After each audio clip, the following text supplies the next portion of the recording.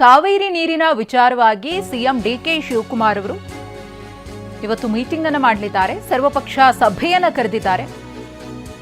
ಬೆಳಗ್ಗೆ 11 ಗಂಟೆಗೆ ಗೃಹ ಕಚೇರಿ ಕೃಷ್ಣಾದಲ್ಲಿ ಸಭೆ ನಡೆಯುತ್ತೆ. ಕಾವೇರಿ ನೀರು ಹಂಚಿಕೆಯ ಕುರಿತು ಮುಂದಿನ ನಡೆಯ ಬಗ್ಗೆ ನಿರ್ಧಾರವನ್ನು ತೆಗೆದುಕೊಳ್ಳಲಾಗುತ್ತೆ. ರಾಜ್ಯದ ಹಿತಾಸಕ್ತಿಯನ್ನ ಕಾಪಾಡುವ ಬಗ್ಗೆ ಸಮಾಲೋಚನೆ. ಎಲ್ಲ ಪಕ್ಷಗಳ ನಾಯಕರ ಅಭಿಪ್ರಾಯ ಸಂಗ್ರಹಕ್ಕೆ ಡಿಕೆ ಶಿವಕುಮಾರ್ ಅವರ ಮುಂದಾಳತ್ವ. ಕಾನೂನು ತಜ್ಞರು, ಅಧಿಕಾರಿಗಳ ಅಭಿಪ್ರಾಯ ಸಂಗ್ರಹ. ಸಭೆಯ ಬಳಿಕ ಸರ್ಕಾರದ ಅಧಿಕೃತ ನಿಲುವು ಪ್ರಕಟವಾಗುವ ಸಾಧ್ಯತೆ ಇದೆ.